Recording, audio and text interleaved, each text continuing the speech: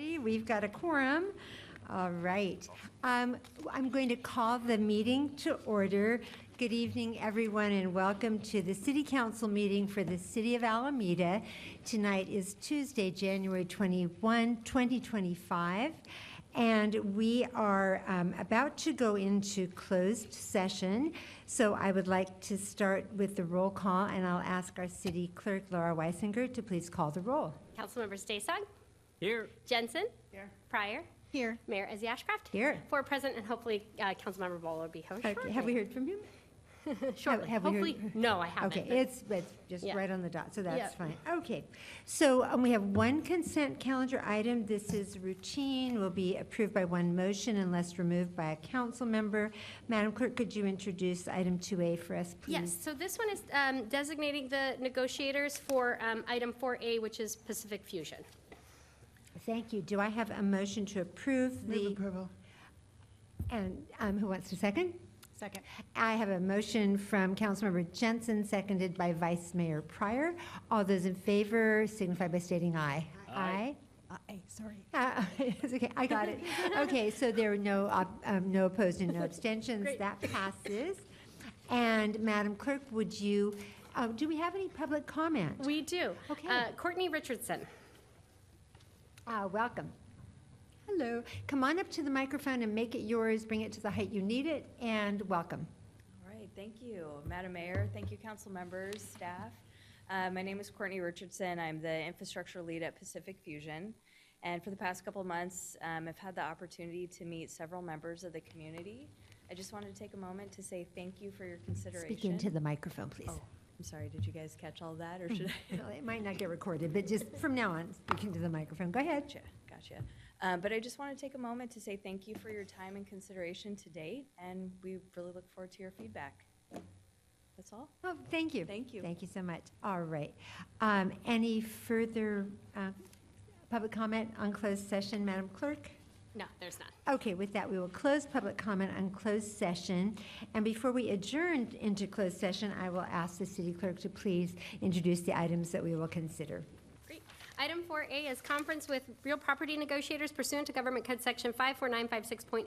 Property is Building 530, 390 West Orange Avenue, area bounded by West Pacific Avenue, Orion Street and Viking Street, West Ticonderoga Avenue, and Central Avenue. The city negotiators are the city manager, base reuse and economic development director, base reuse manager, assistant city attorney, and Ted Anderson from Cushman and Wakefield. The negotiating parties are the City of Alameda and Pacific Fusion. Under negotiation are price and terms of sale. 4B is conference with labor negotiators pursuant to Government Code Section 54957.6. The city negotiators are the city manager, human resources director, and deputy city attorney. The employee organizations are the Alameda City Employee Association, Alameda Police Managers Association, Alameda Police Officers Association, Alameda Police Officers Association non-sworn, Electric Utility Professionals Association, International Brotherhood of Electric Workers, and Management and Confidential Employees Association. Under negotiation are salaries, employee benefits, and terms of employment.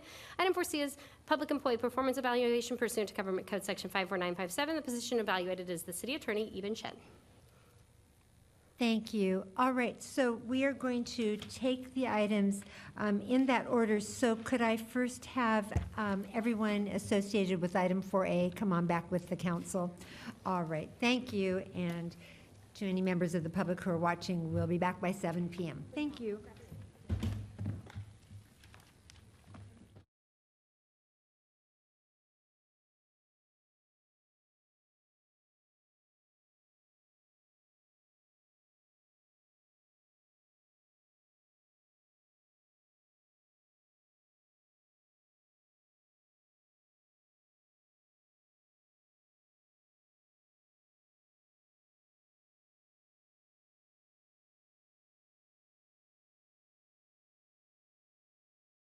If James is ready, we're all ready. All right. Good evening, everyone, and welcome to the City Council meeting. This is the Alameda City Council. Tonight is January 21st, 2025, and the council has just come back from closed session, and I would ask the clerk to help me please report out on closed session items. Of course. Regarding 4A, which was conference with real property negotiators with the negotiating party Pacific Fusion, staff provided information and council provided direction by 5 ayes. And then regarding 4B, which was conference with labor negotiators, staff provided information and no vote was taken. And regarding 4C, I think public employee performance evaluation, you have that one. I'll take it from here. So on item 4C, which was public employee performance evaluation, and the position evaluated was City Attorney Eben Shen, the council discussed the performance review process, but no vote was taken. And with that, we will adjourn the closed session, and I will call the regular city council meeting to order, and we will start with the Pledge of Allegiance. And I've asked our new, or newish, it's her second meeting, Vice Mayor Michelle Pryor to please lead us in the Pledge of Allegiance. I pledge allegiance to the flag of the United States of America and to the republic for which it stands, one nation, under God, indivisible, with liberty and justice for all. Thank you, Vice Mayor Pryor. Any agenda changes, Madam Clerk? There are none. None that I know of either. And we have no proclamations or special orders today. So with that, we will move on to oral communication and item 4, and this is where we take 15 minutes at the top of the agenda where speakers can address the council in regard to any item that is not on the agenda. If it's on the agenda, you'll have a chance to speak then, but also over which the council has jurisdiction. We take 15 minutes now, and you either get 2 or 3 minutes depending on how many speakers there are. And if there's still speakers who didn't get a chance to speak, we have another opportunity at the end of the regular agenda. So Madam Clerk, speakers under oral communication, please. We have none. None. All right, then we will go on to our consent calendar. And these are routine items that can be approved by one motion unless council members remove items for discussion. Any removed items will be heard after we finish our regular agenda item. And first, let me see if there are any consent calendar agenda items that council wants to pull. Any pulls from consent? I'm doing my bobblehead thing. I don't see any. So then any council questions on remaining items? Seeing, hearing none. Any public comment on consent calendar, Madam Clerk? We have one, remote. Todd Hickman. All right. Welcome, Speaker Hickman.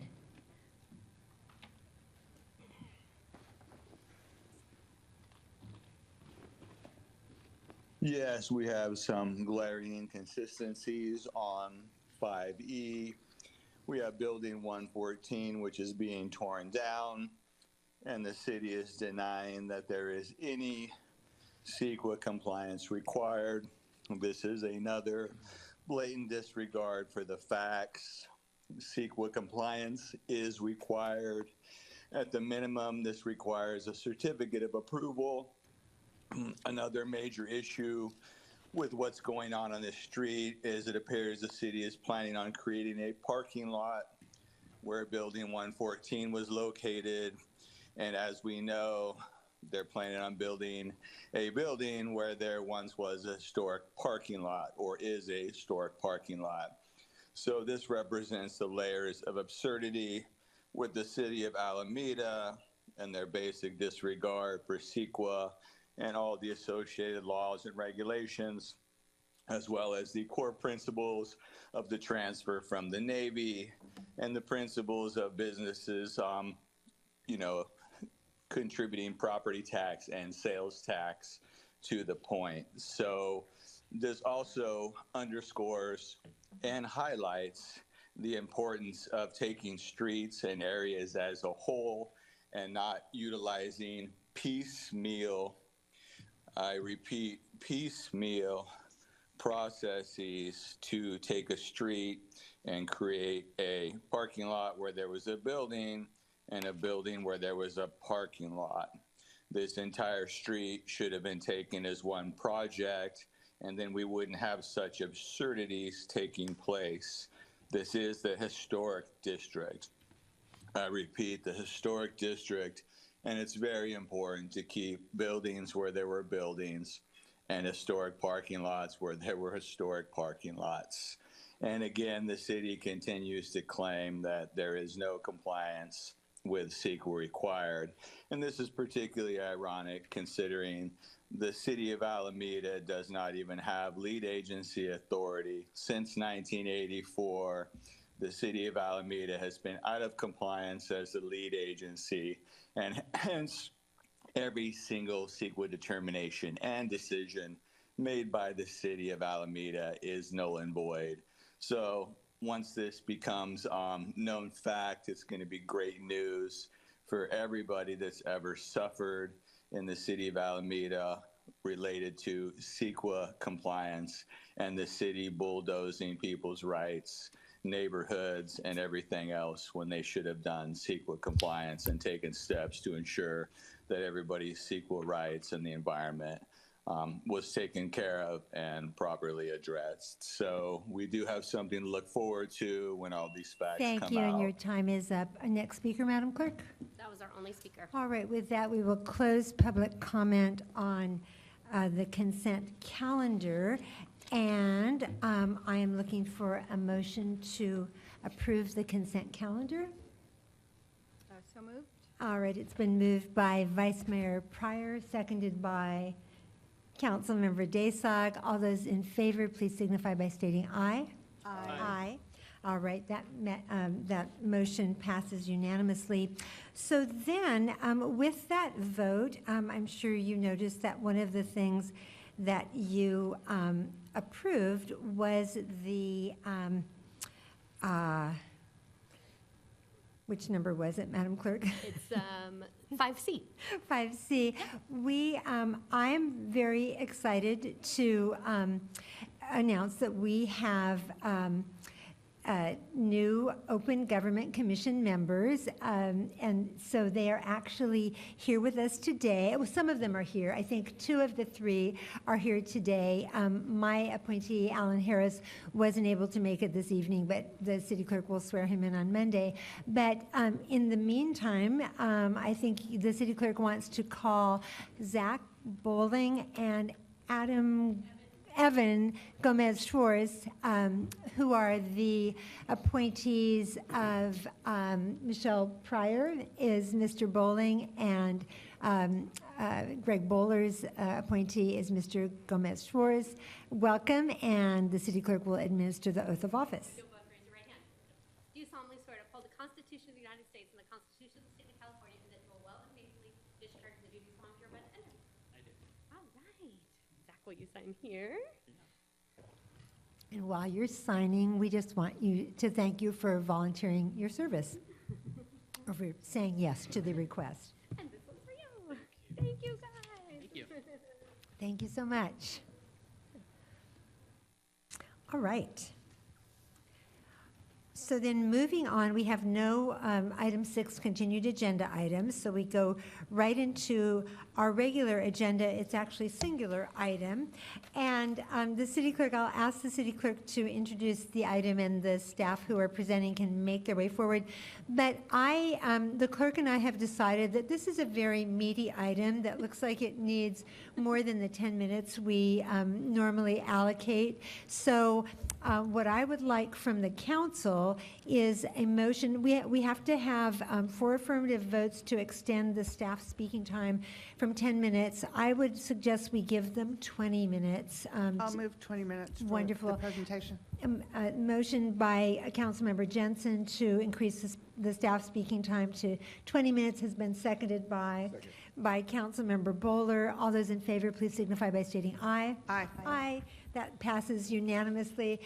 Go ahead, please, Madam Clerk, and introduce the item. And come on up, Mr. Ty, or whomever is presenting. Recommendation to endorse the concept designs for the estuary adaptation project to the Bay Farm Island adaptation project, and to accept a status update on the sub-regional adaptation plan. This project is exempt from the California Environmental Quality Act under CEQA guidelines 15262. Welcome. You wanna Good introduce evening, Madam yourself? Mayor, Vice Mayor, and members of the City Council. Alan Ty, Planning, Building, Transportation Director. And tonight I'm pleased to introduce to you the staff who will be giving this presentation, which is really an update on the three very important sea level rise adaptation projects that we've been undertaking for 4 years now. And so I would like to introduce Gail Payne, our Senior Adaptation Project Manager. Joined with her tonight is also Danielle Mealer, our Sustainability and Resilience Manager. And we also have our team of expert consultants who has contributed immensely to this effort. And we have some of them in-house here tonight, as well as online remotely. Nice. So with that, I would like to turn this over to Gail. All right. Welcome, Ms. Payne. Come on up. Hi. Thank you, Alan, and good evening, Madam Mayor and members of the City Council. My name is Gail Payne. I'm a project manager for the Sea Level Rise Adaptation Projects. And tonight, I'm actually speaking on behalf of a larger group. It's the Oakland Alameda Adaptation Committee. We have a sweet acronym called OAK. And we are asking you, the City Council, to endorse the concept designs for two different ADAPT projects, the Estuary Project and the Bay Farm Island project. So that's the purpose of the agenda. We also have just a quick update on the Subregional Adaptation Plan. And this is who we are. We formed in 2021, and we as a city of Alameda have led this from the very beginning. One of the co-chairs is the city's Danielle Mealer, and we formed to coordinate flood and adaptation projects with co-benefits of water quality, habitat equity, transportation, and community resilience. As these co-benefits, we also move forward with the sea level rise adaptation projects. We are so very fortunate to have an awesome group of people, and so we are set up for success. We call ourselves the project partners. These three columns here on the left are the agency partners. In the middle are the paid community partners. They're actually local nonprofit organizations, and the contract came to you back when we started 2023, and so they're part of the team, and CASA is leading the outreach effort in Alameda. The community partners are leading the outreach effort in general. We also have participation from REAP Climate Center. And then to the right, we have our subject matter experts, and these are the consultants led by CMG Landscape Architecture. We have Julia Price, Corbett Belcher, and Jamie Phillips here from CMG. We also, I think we'll have Dr. Chris May from Pathways Climate Institute in time, and she's an Alameda resident. And we also have folks who are part of the team, the consultant team, remote, both from Moffitt and Nickel, as well as Schaff and Wheeler.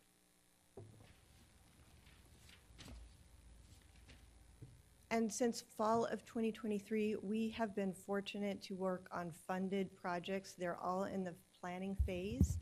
And the first is our Oakland Alameda Subregional Adaptation Plan. We'll give a short status update later. The purpose of this agenda item are our two projects, the Estuary Project in orange and the Bay Farm Island project in green. The main hazard we're addressing is sea level rise.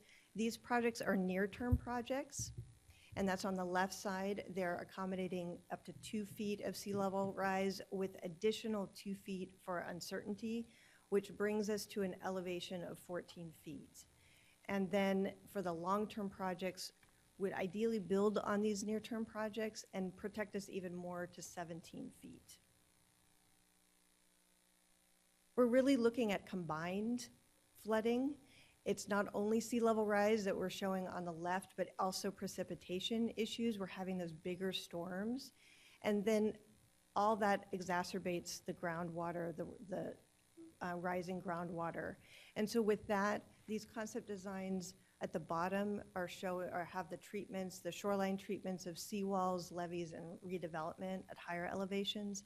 And then for the inland treatments, we want to store more water so the water isn't flooding our neighborhoods and our homes, adjacent properties. And so with that, the best treatments are these green and gray detention basins. And some examples, upper left, that's Foster City. That's an example of a levee and seawall with a bay trail. And then upper middle is an example of a green detention basin, and that's actually in Alameda behind Target. And so there's, especially the green detention basin, that's a best practice treatment because you can also enhance a habitat while creating spots for the water to go. And now onward for the estuary project, I'll be describing the concept design here. Keep in mind that the project area is not only on the Alameda side. We are just asking you to endorse tonight the concept design for the Alameda side only. However, this project area is both Oakland and Alameda parts of sides of the estuary. We share the estuary, and what we do impacts each other. The reason why this is a high priority project is this is a particularly low-lying areas around the tube entrances and exit. And so that's what the blue shows. And it's also low-lying around the shoreline there, and that's what the red and orange shows. So that's why we picked this area. It's in the climate plan as a high priority project, and that's why we're pursuing it. Just for your reference, on the Oakland side, the low-lying area are really by their proposed estuary park and the Lake Merritt Channel. And then these two next slides are the actual concept designs. And we are starting from the west going east, so that's the right part of the slide to the left part of the slide, starting at Bowhole Circle Immigrant Park with a seawall, and that's at Mariner Square Drive, where there's already an existing seawall, and so it's a real constrained space. So that's why we're recommending a seawall there. It is more expensive than a levee, so the seawall is in the blue there. And so we would prefer to do a levee, yet because of the constrained space, we are recommending a seawall there. And then it transitions to a levee where we start to have more space, and that's around the Extended Stay America to Shipways. And with Shipways, we're hoping or expecting that new development, and as we travel east, it's a combination of new development and levees as it ties into the Marina Village Shoreline Park. And just different ways of seeing this concept. This is what the seawall would look like at Mariner Square Drive. It's a new seawall on the water side of the existing wall and higher than what's there now at the 14-foot elevation. This is what a levee would look like. If you see how wide that is, that's 46 feet wide. That's why in some places we just don't have that width, and you see the Bay Trail is up on top, allowing for that public access. And this is, just imagine you're at the Extended Stay Hotel looking west at the floating homes. This is just opportunities for both inland habitat plantings as well as intertidal habitat plantings. And then lastly, we have, when there are redevelopment projects, we have the proposed fill. We show on the left side, the person on the left could actually still have a bay view with those elevated grades that are possible, and then there's opportunities for added space for habitat on the water side.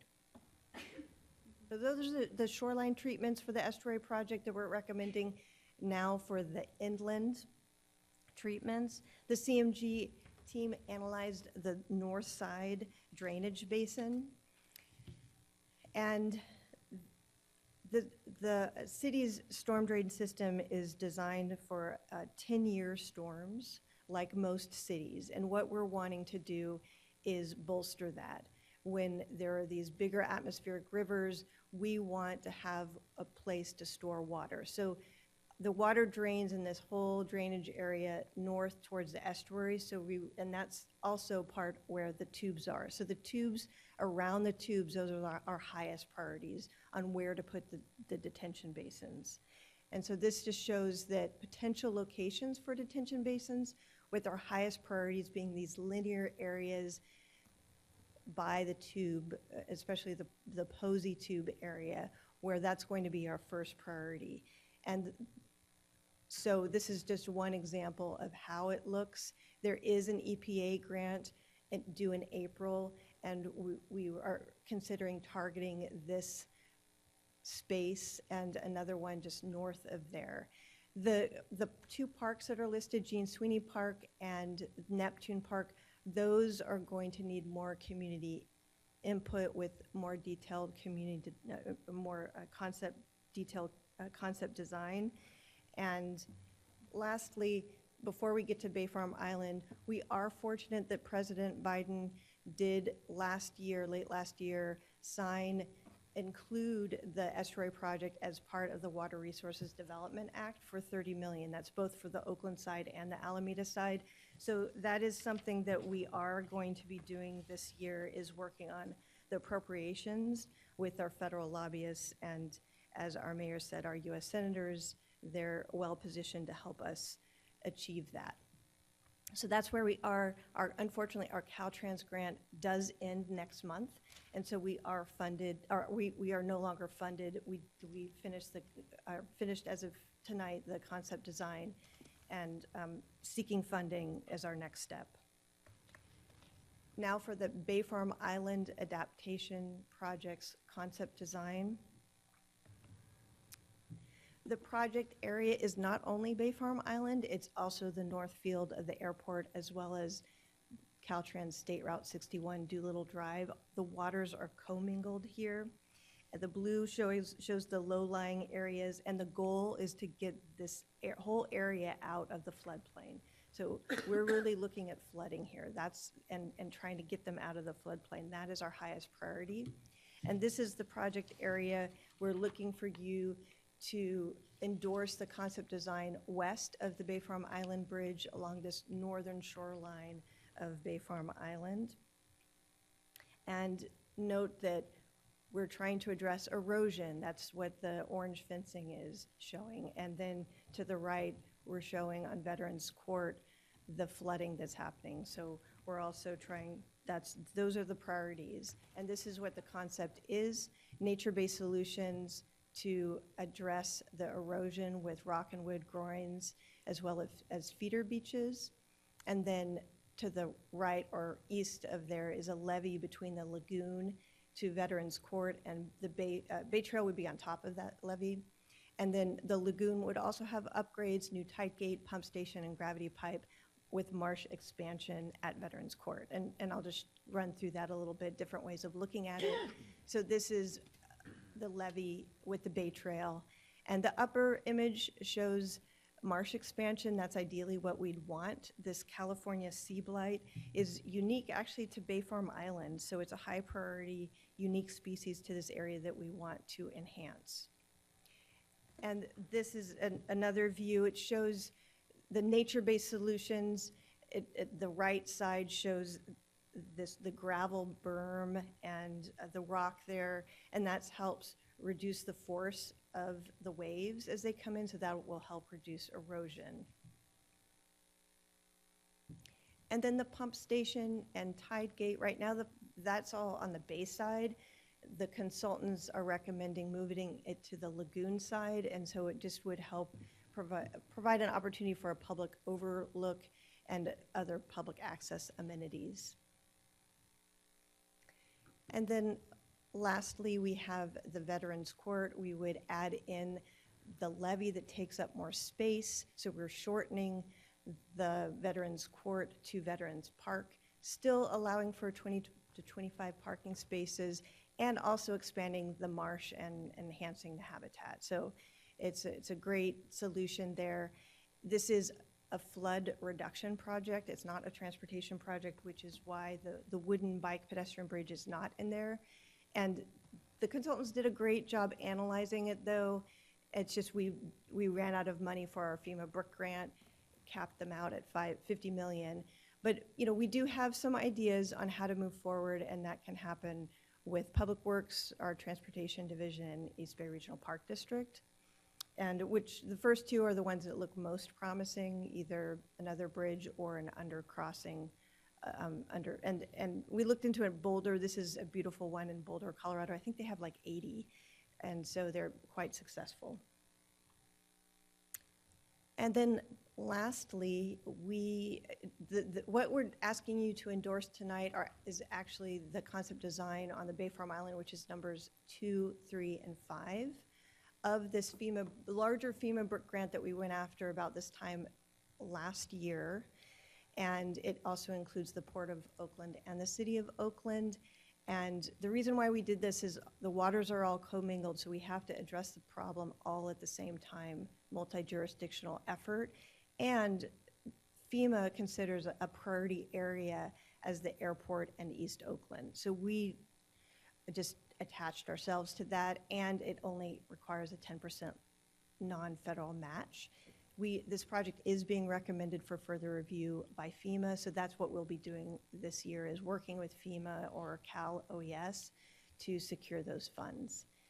And so that's the last slide I have on this Bay Farm Island project, and just a quick status update then on the plan, and then we can open it up for discussion. So for the plan, you may have been hearing that BCDC now, because it is actually a state requirement, and BCDC did pass this Regional Shoreline Adaptation Plan guidelines, also known as RSAP guidelines, and we are required to meet them by 2034. And so we are coordinating with BCDC. Unfortunately, our small 840,000 plan that we're doing now, we have 2 grants, will not be able to comply with the newly approved BCDC guidelines. And so we just went after an additional money, SB1 grant for $1.5 million. It does not require a local match. Plus, the port recently got a Caltrans grant for $3 million to do more work on the Oakland and the port side, East Oakland and West Oakland. So when we cobble that all together, the idea is that ultimately we will get a plan approved by BCDC.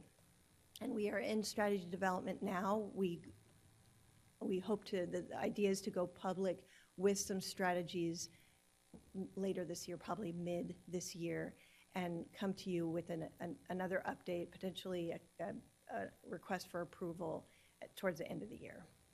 And with that, that concludes the presentation.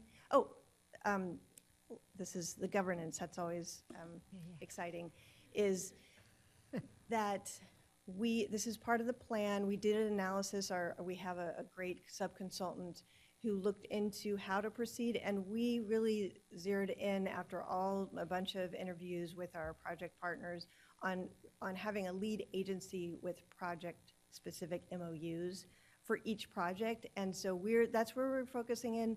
We don't expect to get to a JPA, and that is in the long-term potential for maybe in the future, but we really plan on sticking with this project-specific MOU type of template.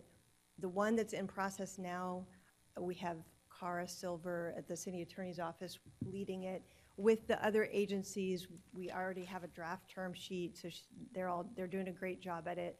And then once we get that finalized, we'll work on this next one for the estuary project is the plan.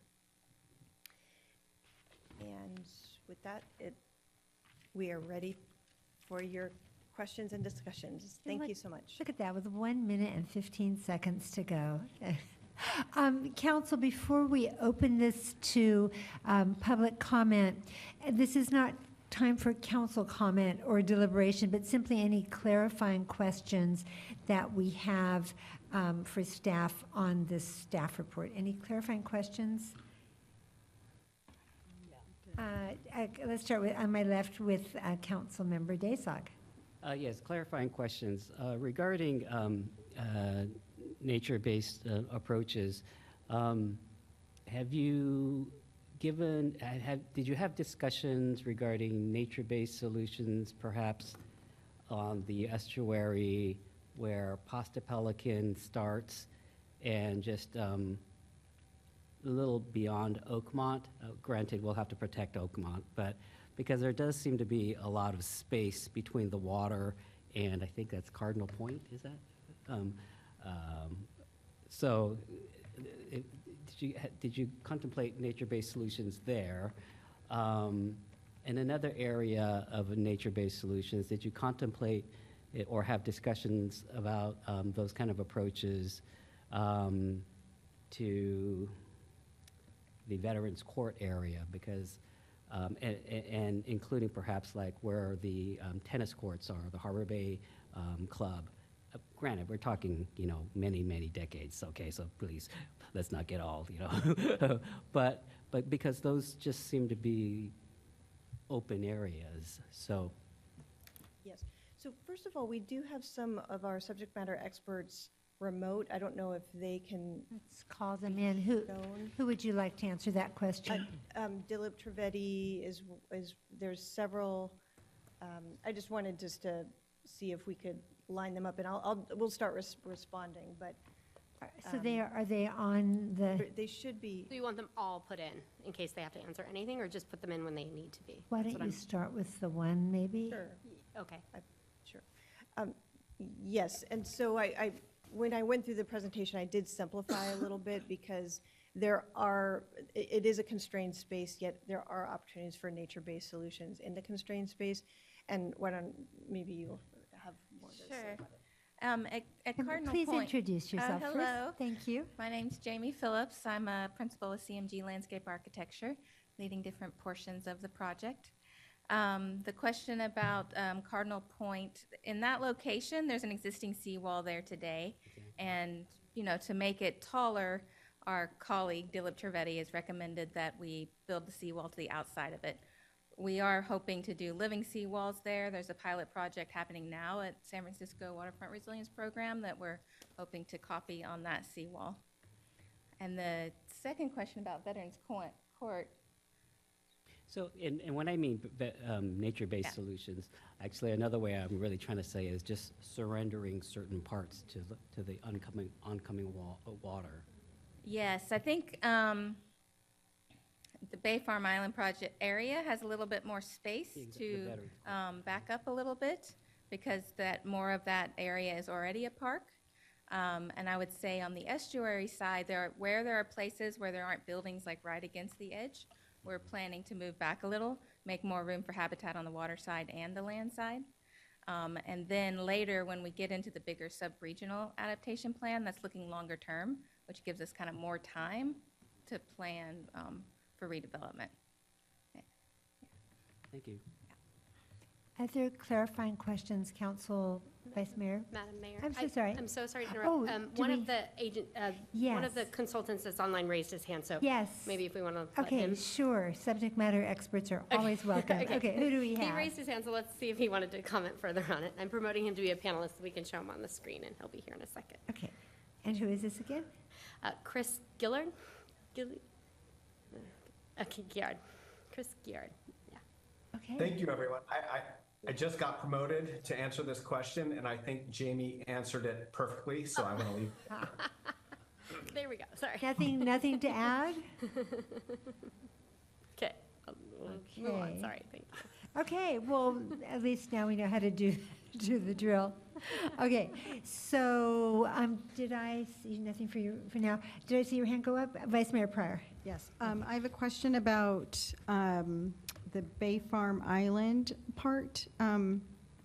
With all the designs are to mitigate the impact of erosion, is it still going to be like a floodplain, or is it and are these, is it just going to mitigate, I guess, damage from floods? I guess I just wanted some clarification on the impact of it being a flood zone. Chris for this one? Okay. We'll go back to getting Chris. Oops. And we elected you, Chris Giard, to answer this one. Okay. I don't know if you're He might not there. hear you. When it takes a second to make them a panelist, it like kind of goes, And so he Ms. might not Payne, hear for a tell me second. the last name so I can get it. in my- Giard. Giard. Sure. Hello, everyone. Good evening. I'm Chris Giard with CMG Landscape Architecture, representing the Oak team, supporting the whole Oak program. And yes, the answer to that question is that it will address the current FEMA floodplain, as well as 2 feet of sea level rise and 2 feet of freeboard, which is the uncertainty factor that Gail outlined. And the idea there is that that will provide protection for the communities that are currently impacted by flood risk. It will require, however, participation by the Port of Oakland and the City of Oakland to address the Doolittle area in order to actually receive a FEMA certification that the Alameda portion of the area that's impacted by current flood risk is out of flood risk. And so that is the, I think, fundamental point of the collaboration between Alameda, Oakland, the Port, and others that are part of the Oak Coalition to address these issues jointly and look for funding in that way. So I hope that provides some clarification. It does, thank you. Vice Mayor, did that answer your questions? All right. Any further clarifying questions before we go to public comment? Councilmember Daysog. One more. So, question again about Veterans Court. So, if we surrendered Veterans Court to the water, sea level rise, the water comes in, would that generate any savings that we can then put more towards the what we contemplate along the residences of Harbor Bay? Or would that not generate savings? Ms. Payne, you want to? And not by savings, I don't only mean economic savings, but also For mitigation, project Yeah, does mitigation that- having to do with marsh replenishment, we will have to do that kind of discussion with the permitting agencies, and so that will come into play, and that will really help us. It's that area. And then we're also looking at enhancing the fringe marshes along Doolittle Drive as well as Arrowhead Marsh area. So the combined and then the nature-based part over at Bay Farm Island. So, the combined is really, we're hoping it will be an easy permitting process, and it will be self-mitigated project. I see. Okay, thank you. Okay, any other clarifying questions? Okay, let's go to public comment. Madam Clerk, how many public speakers do we have? We have 3, so they'll all get 3 minutes. And the first 2 are in person with Ruth Abbey. Welcome, Speaker Abby. Good evening, Mayor, Vice Mayor, and City Council. I'm Ruth Abbey with Community Action for Sustainable Alameda. CASA was based, we were formed in 2008 specifically to help the city implement its local action plan for climate protection. That's the only reason that we exist. And so we're here in support. We have recently been engaged by the city on this project specifically to help with the outreach and education to our residents. This fits in very perfectly with our mission and message to work closely with the city on its mitigation and adaptation plans. And we, as you heard, we are joined in this project as community partners with some really great colleagues from Green Belt Alliance, the REAP Climate Center, the Confederated Villages of Luzon Nation, and the Soragora-Te Land Trust, Ninth Route, and Hood Planning, who are our colleagues in outreach and community planning. So we've really appreciated the partnership with the city to develop these outreach channels because it supports our mission on very closely related issues. And so we've been able to invest in our outreach strategies and our community engagement. And so we are doing this because, of course, it's a priority for CASA, it's a priority for the city, and it culminates very nicely with the city's strategic priorities to build resilience in climate change and response to sea level rise. In addition to CASA members, we have partnered with Alameda youth organizations, including Youth Power and the class of 2027 at Encinal High, and our CASA interns and their classmates at Alameda High. We have engaged their services to help us do outreach in the community. We've gone door to door in the area along the estuary and all over Bay Farm Island, spreading the message, leafleting, participating in community meetings and workshops. And we have delivered thousands of messages, outreach messages to those residents. And we felt it was really important to do that door-to-door outreach because not everyone is on social media, not everyone follows the city, gets our newsletters, or pays attention to council agenda items. So we felt it was really important to do that outreach as well. In a minute, my colleague Jessica Barrett from CASA will be telling you a few more statistics about our outreach project. So I'd like to turn it over to Jessica when appropriate. And we'll give Ms. Jessica her own 3 minutes, but I just want to take a moment to say a huge thank you to Ruth, Abby, and Casa. If I could clone this woman, I would. And, you know, community members participate in the community in all different ways. And Miss Abby, you have just set the bar so high, and I love hearing about the outreach you're doing. I so believe in that door-to-door outreach. And she was a very valuable member of our, my mayor's COVID-19 vaccination task force, and did a great job she created this sign-up list for seniors and a wait list, and we got every last ounce of the vials of vaccine that we were given into, we didn't do the vaccines, but we did all the legwork, she did. Anyway, thank you so much for being such an outstanding community member. Okay, our next speaker. Jessica Barrett. All right, please, welcome. And go ahead and introduce yourself and make that microphone work for you wherever you need it to be. Good evening, I'm Jessica Barrett, also from CASA. CASA has supported the project team in helping to host 3 workshops and 4 tours, reaching over 600 people. We've tabled and flyered at over 20 local events, including farmers markets and festivals.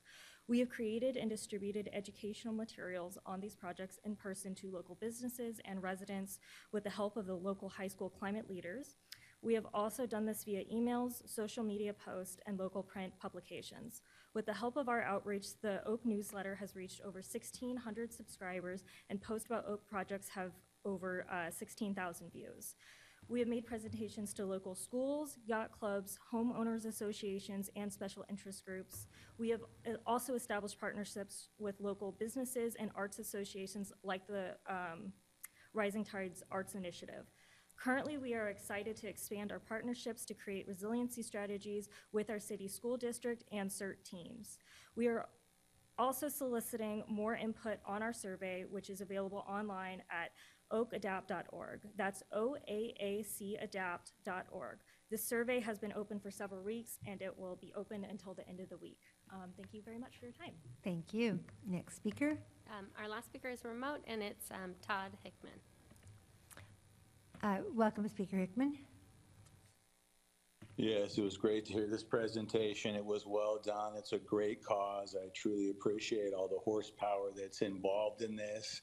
I think the only true tragedy in this and the true shame is the city of Alameda misrepresenting to everyone their lead agency authority, and them once again misstating their favorite ill-used line. This project is exempt from the California Environmental Quality Act under CEQA Guidelines Section 15262. This project is in no way exempt from CEQA. The city cannot continue to act as a lead agency when it has no authority as the lead agency. Since 1984, the city of Alameda has never completed the process to be a proper lead agency. Every CEQA decision that the city of Alameda has made in the last 40 years is null and void. They have no regulatory authority. They have never completed the process. They have a very gross negligent history of stating that every project is exempt from CEQA when it is not. So it truly pains me to see all these people, CASA, everybody working on this great project, all this horsepower pushing forward, making this happen, and you have this city deceiving everybody. I mean, why not, City of Alameda? Why not just do this right? Why not do the proper CEQA review? Why not do everything correctly? Why not actually take the steps to become a proper lead agency? Or actually, why don't you just turn this over to a proper lead agency? I think you've committed too many crimes, too many fallacies. You've really ruined everything related to CEQA. So I don't think you ever could be a proper lead agency. So why don't you just turn this over to a proper lead agency and let's move forward with this in a proper way. I just can't fathom why the city continues to waste so much horsepower with everybody working so hard, and the city of Alameda continues to deceive and to basically undermine the cause, such a perfect cause, such a noteworthy cause, such a precious cause that's going to save the people of Alameda, save all this property, save all this damage. This is a really noteworthy cause and it needs to happen, but you need to do things right along the way. And for the city to continue to deceive everyone and to undermine the process, we're talking just a fraction of the effort for the city to do things right compared to all the effort that is being put into this. For the city to undermine all this horsepower and all this effort with their schemes and scams, it's just more scandal from the city of Alameda, and it is disgusting. Time's up. Our next speaker. That was our last speaker. With that, we will close public comment on this item, 7A, and we will open the floor, the council floor, to discussion, and let's wait till everyone has spoken before we entertain a motion, but we are looking, we're being asked to endorse the concept designs for the estuary adaptation project and the Bay Farm Island adaptation project, and to accept a status update on the sub-regional adaptation plan. But Madam Clerk, we can do all that with one motion when the time Correct. comes. Okay, the time is not here yet, but that's just the way we're going to do it. Let's start on my left this time. And yeah, it is my left. And with Councilmember Jensen, your thoughts? Are you looking for a motion? No, as I mentioned, let's hear from everybody, and then if you want to make a motion, I'll call on you, but not yet. Just wanted to hear your comments, thoughts. Well, my thoughts are that the Oakland Alameda Adaptation Committee has done a tremendous job. The concept design represents a critical step in addressing our community's most pressing environmental threat. It's really, from my perspective, and I do represent the city of Alameda on the Oakland Waste Management Authority, Stop Waste Board, and I also am a member of the Environmental Policy Committee of the California League of Cities.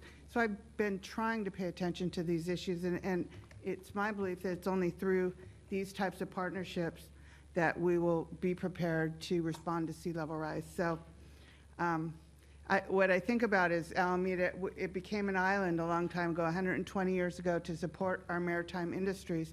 And we appreciate that, and we respect that. But we also have done more things in Alameda to bring people to live here. We've filled in a lot of Alameda, including Harbor Bay Isle, to bring more families and more residents here to Alameda. And those are good things. That happened 120 years ago. We dug the estuary, and 40 years ago or more was Harbor Bay Isle. And those are great things for our community. But now we have threats that we're facing or in addition to some of these things. So I think personally it's terrific to see how our unique island, our unique Alameda ecosystem here in San Francisco Bay is responding to the sea level rise challenge. And I appreciate having most of our speakers here today, and the speakers who were online, who are part of the Oakland Alameda Adaptation Committee, because I feel like with creative concept design, through community outreach, and especially and a priority of effective partnerships, we can respond. And so I'm very happy to support this. I guess I won't make a motion right now, but I will when I get a chance. Thank you so much. All right, Vice Mayor Pryor. I just want to say it was really great to see so many of the community partners. So that I think just filled me with a sense of like, oh, this is the right thing to do. I liked the thoughtfulness when you were discussing the sea walls versus the levees. I like the natural-based solutions. And then, we all just saw with the recent storm and the king tide, the damage it did, and that was, kind of a relatively small event, but it was significant. It made significant damage, and I think, the sooner that we address climate change and the impacts, the better. So, and thank you. It was a great presentation. Thank you.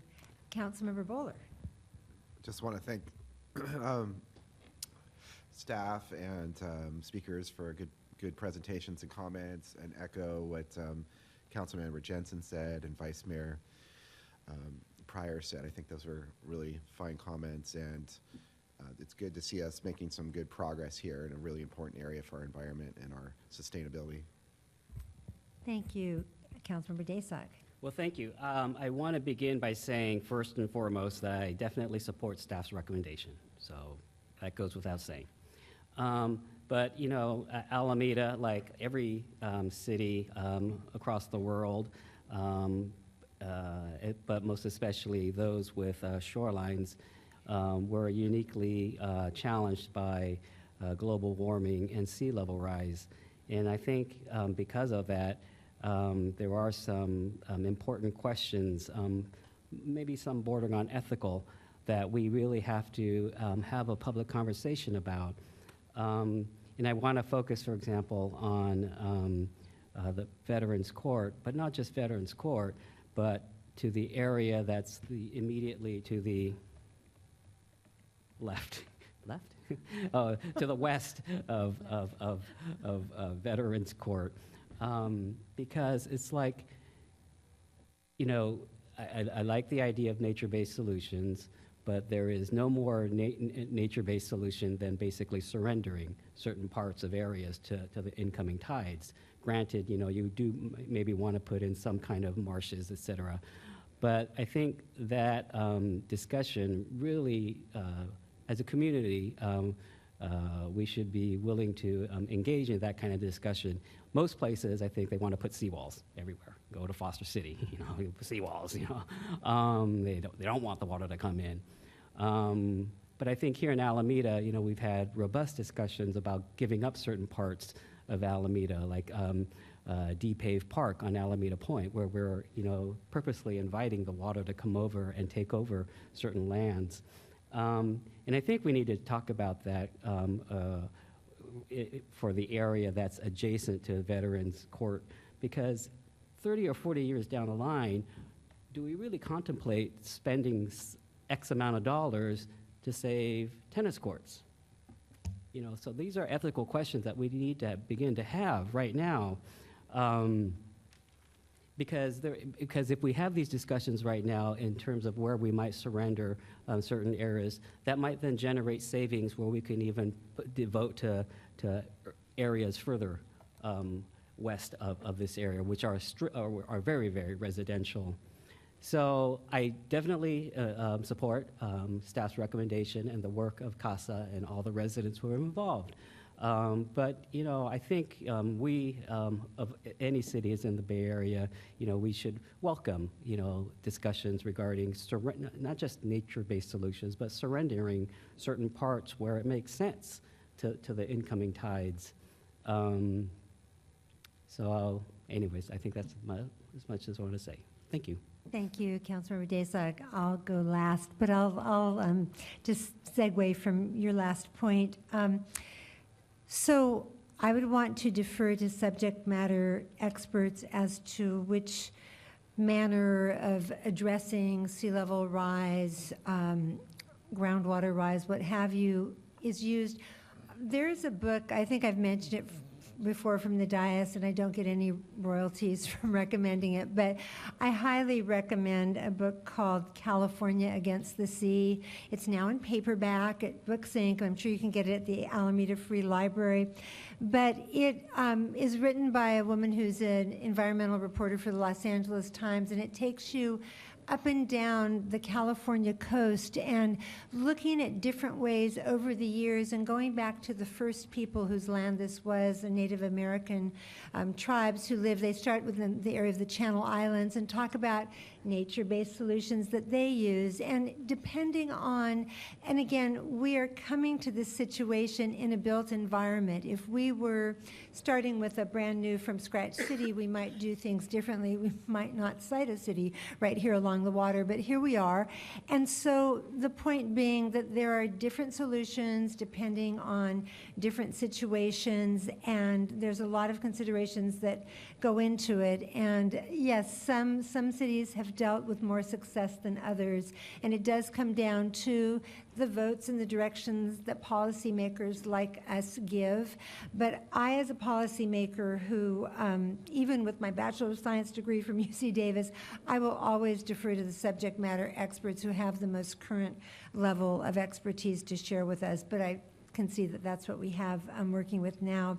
And then I want to go back to the beginning and just say a huge thank you to Danielle Mueller, Gail Payne, all of you who worked on putting the Oakland Alameda Adaptation Committee, is that right? Yes, we've got a couple of similar sounding acronyms we deal with these days, together, because we are stronger together, this consortium of 30-some agencies, cities, different agencies, but we also make sure that we aren't creating unintended consequences for our neighbors. So what we might want to do in Alameda to protect our shoreline, our residential areas, what have you, might have unfortunate, untoward impacts on our neighboring communities. And that's something in whatever we're looking at, we want to make sure that we're not, that there aren't these unintended consequences. So we work together and we come up with solutions that, that work for all of us. And okay, all right. Everything's okay, right? Yeah, okay. So, so that work for all of us, and then we're stronger applying for grants and that sort of thing. But I commend you for being very forward-thinking, that other cities are scrambling to catch up to where we are. I just came back from a couple of days in Washington, D.C. with the U.S. Conference of Mayors, and I was mentioning to the city manager this morning that I'm part of the Climate Mayors group of the U.S. Conference of Mayors. They would love a link to our Climate Action Resiliency Plan, and I would be very proud to share it. So we'll do that. And I also had the opportunity, a group of all the California mayors were invited to have a joint meeting with our U.S. Senators, Alex Padilla and Adam Schiff. About 24 of us showed up, possibly because it was the first day of the conference and in the morning, but, you know, I thought it was important. And so we are going to have to work hard in this new administration. We're going to have to lobby our elected officials to make sure we get that funding, that these kinds of grants keep coming.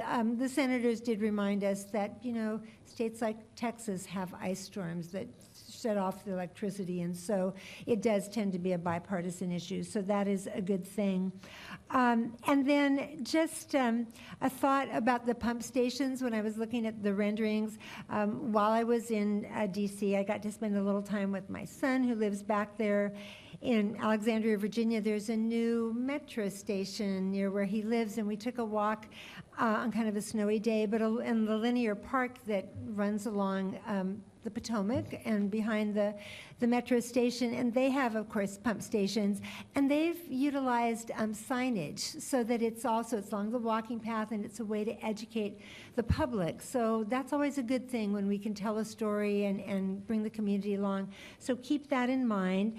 And then speaking of the public, and I know that the bike bridge is not a part of this project, but my ask is that of the different options that were presented, let's not do one that requires bicyclists to cross a roadway, because I have said this more than once, not a week goes by that I don't see a SIGINFO, a significant incident report that involved a bicycle vehicle pedestrian collision, a pedestrian vehicle collision. So let's keep building that safe infrastructure for pedestrians and bicyclists. But thank you so much. We talked up these projects and the funding need with our new Congresswoman Latifah Simon when we met with her, and I talked a little bit about them with the senators too, and our very capable lobbyists will follow up. So thank you again so much for all this good work.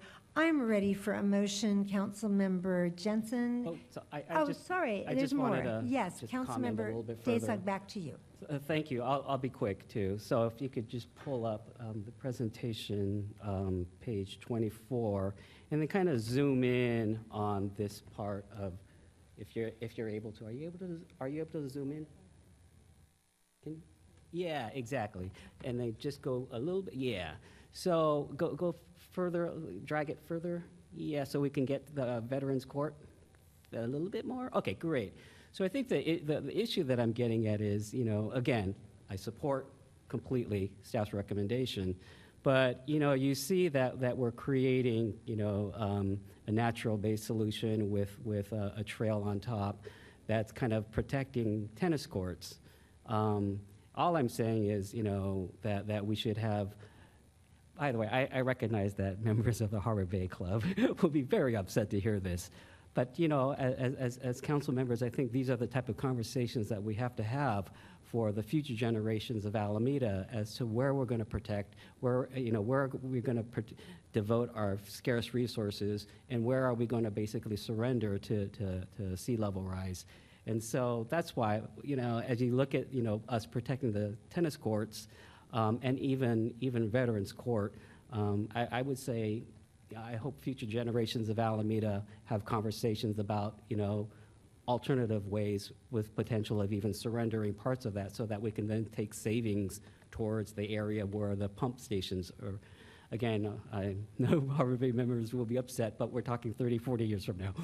Thank you. And Council Member Daysog, I would note that perhaps the residents of Center Court on the other side of the tennis courts might be concerned too. Well, but- we would draw it in such a way to protect them. Okay, well, I'm all for deferring to the experts, but thank you for sharing that and bringing Thank up you. this illustration. Are we ready for a motion? Got a motion, Councilmember Well, Jensen? I'll respond to Councilmember Daysog. And just to say, that was kind of my point when I talked about 120 years ago. I mean, we could give up the estuary and have a land border with Oakland. That estuary was dug out close to my home near the High Street Bridge. And, those are things that happened as the fill happened, as you, Tony, you and I, Councilmember Daysog and I both know, as our mayor does, and all of us here, that there were no homes there 40 years ago. There weren't tennis courts there 45 years ago. So these are things that we should address. I think that I'm going to make a motion to support this project because this is a good step. This is what we can do in Alameda right now through partnerships, through outreach, and through intelligent design to address what we have, to respond to what we have. And what we have, unfortunately, is a beautiful community that is facing a huge threat from sea level rise. So I'm happy to make this motion. Okay. Okay, we have a motion by Councilmember Jensen, seconded by Councilmember Daysog, and that's for all three of the items that are included in item 7A. All right, any further comments, discussion? Seeing none, may we have no. All those in favor signify by stating aye. Aye. Aye. Any opposed, any abstentions? That passes unanimously. Thank you, staff and experts, consultants. Lovely job. Thank you, everyone. All right, we are moving right along to item 8, which is City Manager Communications. City Manager Jennifer Ott. Thank you, Mayor and Council. 3 items here. They're a little longer, but just want to make sure we mention them. After more than a decade of planning and community engagement, construction of the Central Avenue Safety Improvement Project will begin this Monday, January 27th. The project is designed to enhance safety for all users and reduce vehicle delays. The full length of the project spans about 1.7 miles, but the biggest impact to the public will occur during the construction of the 3 roundabouts, which will be completed in phases to minimize disruption. Also, the East Bay Small Business Development Center started its city-sponsored business advising services in Alameda this month, so small business owners can make an appointment for free services located at the Alameda Chamber and Economic Alliance office on the 1st and 3rd Tuesdays of the month from 12 to 4 p.m. And so far, the response from small businesses has been very positive with all of the available time slots reserved so far. And then lastly, at the Transportation Commission meeting tomorrow night, members of the public can hear about and weigh in on the design updates and safety improvements proposed for Ogumba Way, McCartney Road, Maitland Drive as part of the city's 2025 pavement program. This year, the program will maintain and rehabilitate approximately 10.5 miles of roadway on the east end and Bay Farm, as well as 1.5 miles of shared use trail along Island Drive and McCartney Road. Thank you so much. And then we go to, we don't have any oral communications, and we don't have any council referrals. So let's start with council communications. Why don't we start on the, on my left, Councilmember Jensen, what have you got? Well, the first thing I'll mention is the most recent thing that my colleagues will probably also mention was the Martin Luther King Day event yesterday here, right here in Chambers, with Vice Mayor Pryor, Councilmember Daysog, and I, along with Alameda Unified School District Board Member Malia Hall, we joined just a terrific presentation led by Reverend Betty Williams, Reverend Betty Williams, and I'll let Councilmember Daysog add more to it, but as I understand it, this has been going on for a long time, for a number of years, but it was a really terrific way to spend the day and not, and just look forward to and be optimistic about our future. So I also am optimistic about our future because on Saturday, I was here at City Hall again for the march that began here at City Hall. I wasn't able to stay for the whole march, but I was able to see just hundreds of people here, excited, beautiful day, looking forward to being a welcoming city, to addressing and ensuring that vulnerable residents had the resources that they need, that people who may be undocumented felt safe here in Alameda, and supporting women's rights and rights of LGBTQ and all people to live safely here in Alameda. So that was terrific. And then I was able to, well, I wasn't able to march because I left there to go to the swearing in, the Oakland swearing in of our newest Congresswoman, our Congress member, Latifah Simon. Terrific, terrific event. I saw some breakdancing that I just am still wondering how did they do that. But there was, Guapole was singing. There were, of course, for outgoing Congressmember Barbara Lee was there to share information. We heard some great stories about our Congressmember Simon's time at Mills College, which was really interesting and fascinating. Both Congresswoman Lee and Attorney General Bonta were teachers of our newest congressperson. So that was a terrific event, well attended by many, many people in the community. And so I think we're optimistic. I'm optimistic. And it's a new year, and happiest of New Year's to everyone. I think that we have a lot to look forward to. I appreciate the report tonight, and that's my report. Thank you. Thank you, Vice Mayor Pryor. I also got to go to both of those events, and I have to say, I agree 100% with everything Councilmember Jensen said. It was wonderful to see so many community members there, just to unite, to stand up for one another. My mom was in town from Los Angeles, getting some fresh air. So that was really lovely, and we were able to do the march, and then. Yesterday, was it yesterday? There's such we've been so busy.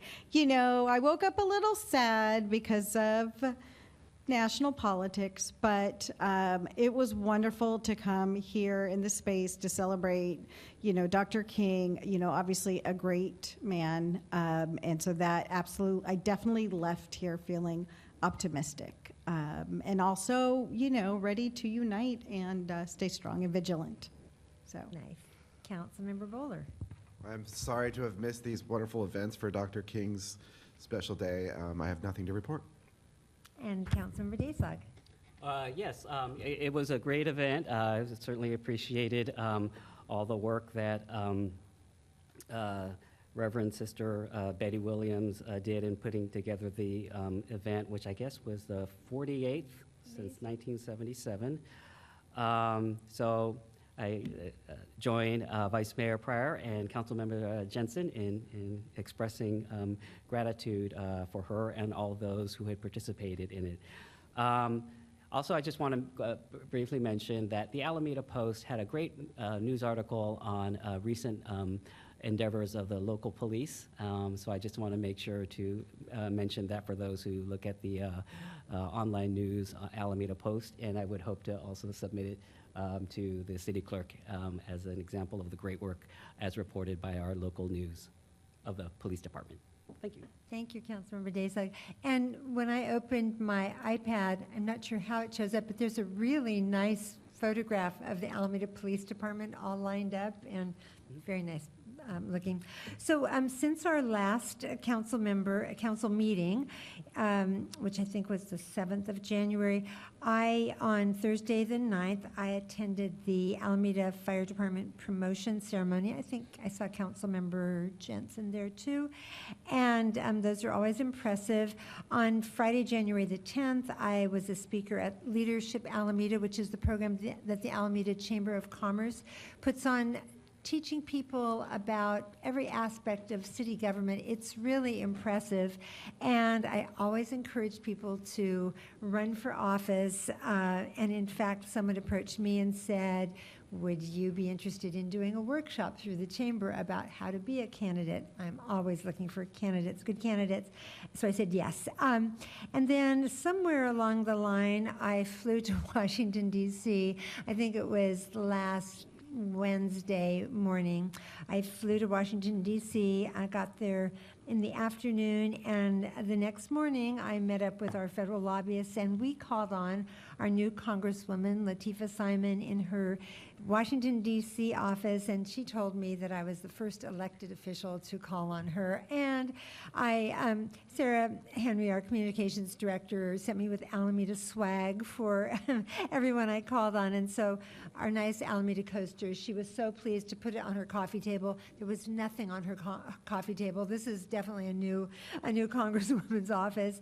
And anyway, we had the two federal lobbyists and I had a great discussion with her, and I'm a prolific note taker. I had my blue Alameda notebook, but what one of the lobbyists noted afterwards is that this was the first time in all her years of lobbying that she's ever seen an elected, a congressional representative, taking notes about our projects in her notebook. And I should say she mentioned that. Sorry to interrupt you, Madam Mayor, but the Congresswoman did mention the only city she mentioned was Alameda in her swearing in Oakland, and I think it was because of your comment. And we called on another freshman congressman just before her meeting, because my very good friend from freshman dorm days at Davis, her nephew is Adam Gray, who was the last certified congressional race in the country, and he's from Merced area.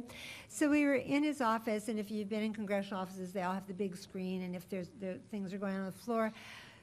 Congresswoman Simon was actually speaking on the floor, but the protocol was such that we couldn't really say, could we turn up the volume? So we didn't, but she was speaking on the floor, which was great. And then